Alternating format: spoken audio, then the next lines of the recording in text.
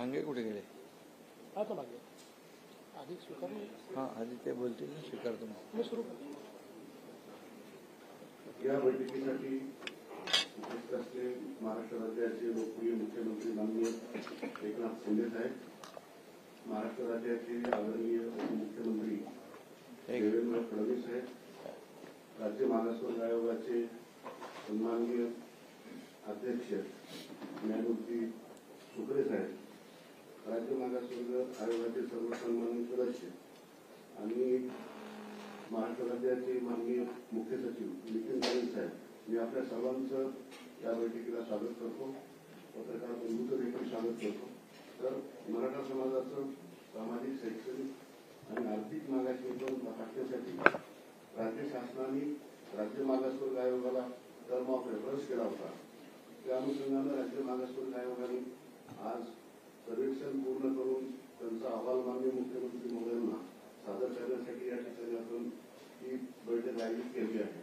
तरी मी sir ST. सुकरे सरांना विनंती करतो की आपण आता जो अहवाल आहे तो माननीय मुख्यमंत्री महोदयांना सुपूर्द करावा.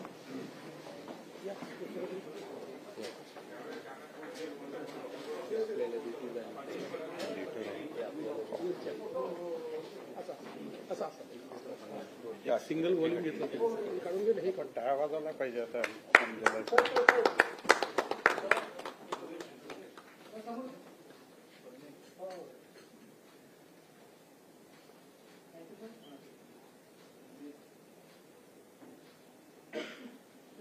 चला, धन्यवाद. Thank you sir. थँक्यू.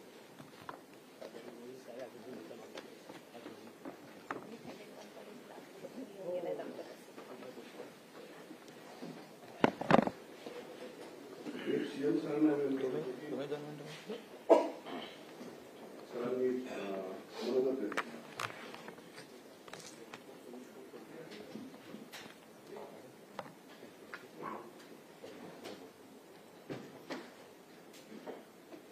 सुकरे साहेबांना काय बोलायचं नाही ना?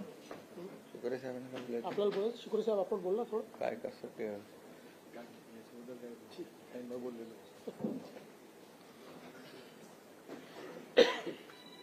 आजच्या अतिशय महत्त्वपूर्ण बैठकीला उपस्थित राज्याचे लोकप्रिय उपमुख्यमंत्री देवेंद्र फडणवीसजी, आपले मागासवर्ग आयोगाचे अध्यक्ष जस्टिस सुकरे साहेब आणि सर्व, मी नावं घेत नाही, आयोगाचे सर्व सदस्य आणि मुख्य सचिव, अतिरिक्त मुख्य सचिव आणि भांगे, सर्वप्रथम मी सगळ्यांना आपल्याला मनापासून धन्यवाद देतो. आपल्या सगळ्यांचे आभारही मानतो. याचं कारण एवढ्या जलद गतीने एवढा मोठा सर्वे आपण पूर्ण केला. मराठा समाजाचं शैक्षणिक आणि सामाजिक आर्थिक मागासलेपण तपासण्यासाठी राज्य शासनाने राज्य मागास वर्गाला टर्म्स ऑफ रेफरन्स दिला होता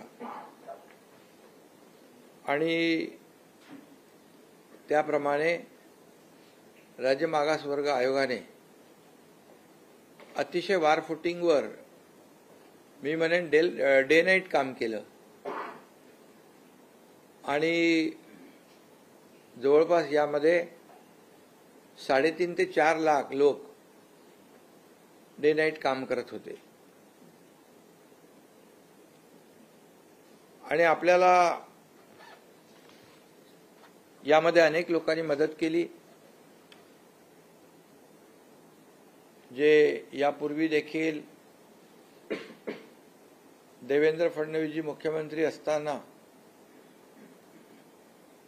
जे मराठा समाजाला आरक्षण दिलं होतं आणि ते सुप्रीम कोर्टात टिकलं होतं, हायकोर्टामध्ये आणि दुर्दैवाने सुप्रीम कोर्टामध्ये ते रद्द झालं. पण हायकोर्टामध्ये जे आणि मराठा समाजाला आरक्षण देण्यासंदर्भात ज्यांनी त्यावेळेस सहकार्य केलं होतं, या सगळ्यांची मदत आपल्याला या कामामध्ये मिळाली.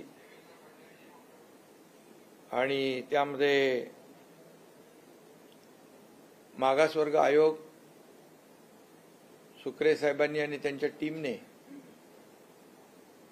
ज्या गोष्टींची, ज्या यंत्रणांची आवश्यकता होती, त्या सर्व यंत्रणा यामध्ये कामी आणल्या, त्यांचं सहकार्य घेतलं आणि आज हा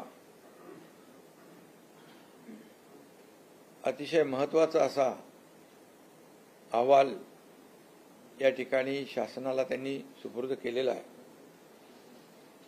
सदर अहवाल मंत्रिमंडळाच्या बैठकीमध्ये ठेवला जाईल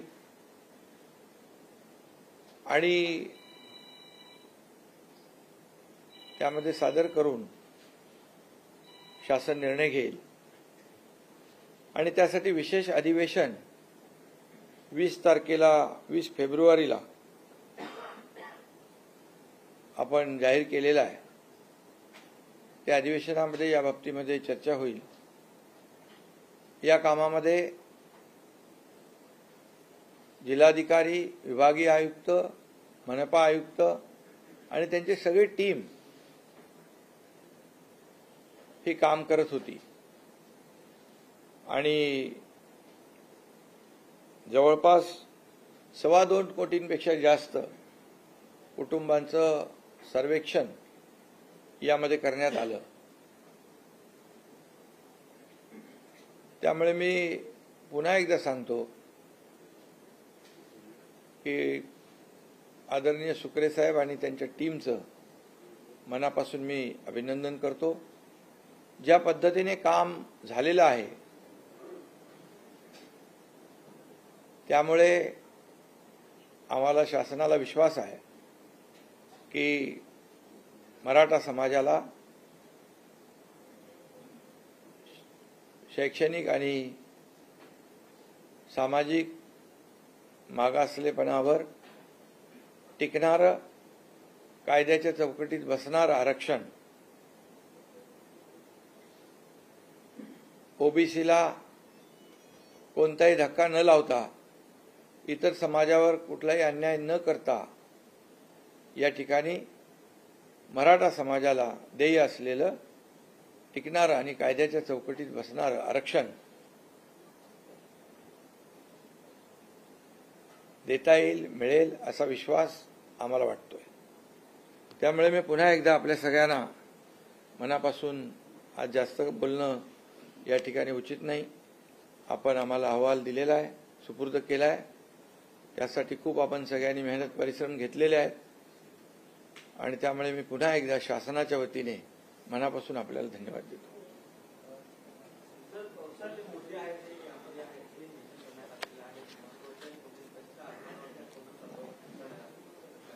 काय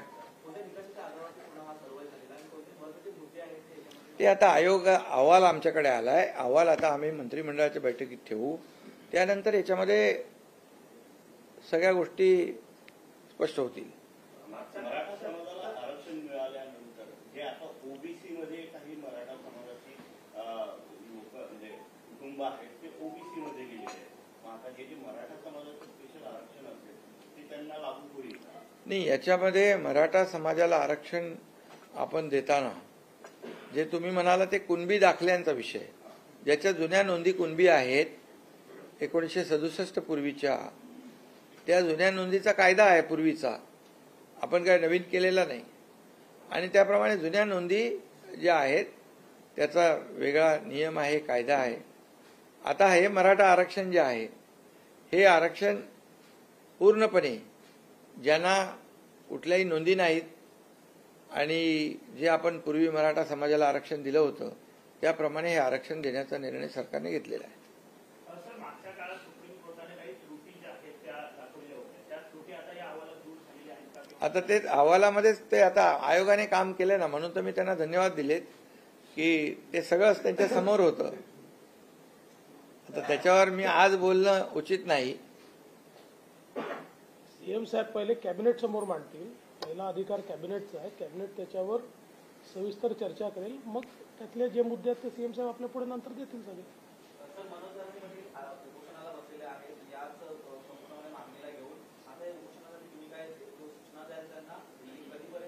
नाही, खरं म्हणजे मी एवढंच सांगू इच्छितो की आता 20 तारखेला विशेष अधिवेशन आहे.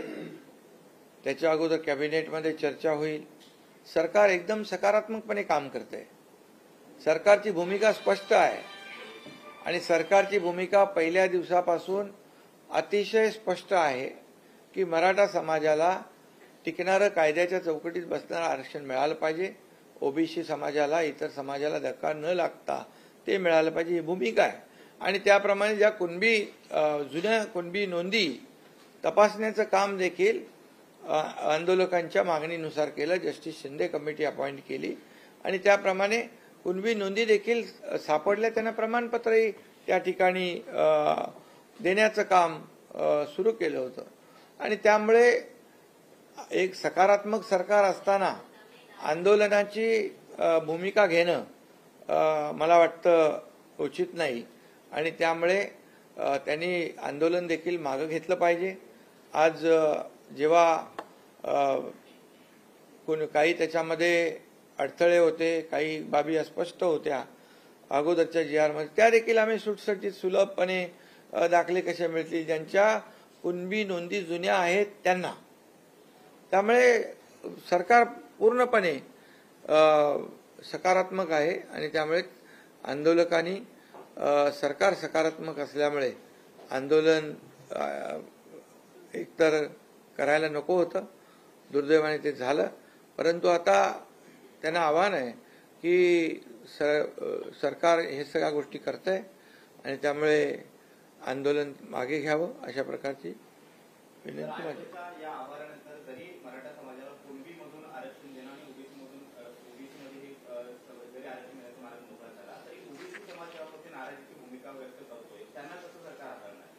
नाही, यामध्ये मी पहिल्यांदाच सांगितलं की सरकारची भूमिका कुठल्याही समाजाचं आरक्षण काढून दुसऱ्या समाजाला देण्याची भूमिका नाही.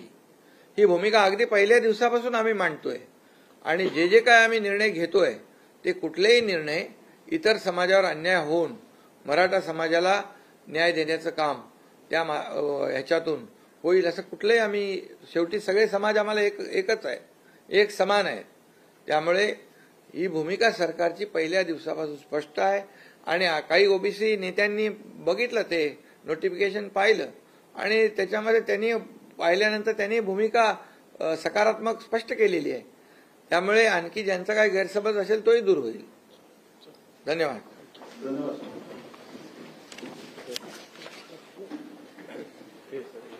चीफ सेक्रेटरी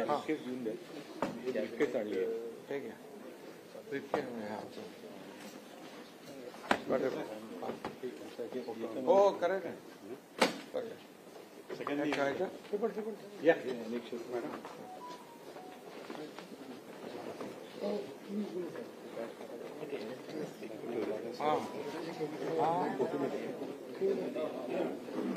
त्याला बंद करा आणि त्यांच्या ताब्यात देऊ. उलट करा. उलट हे असं करा.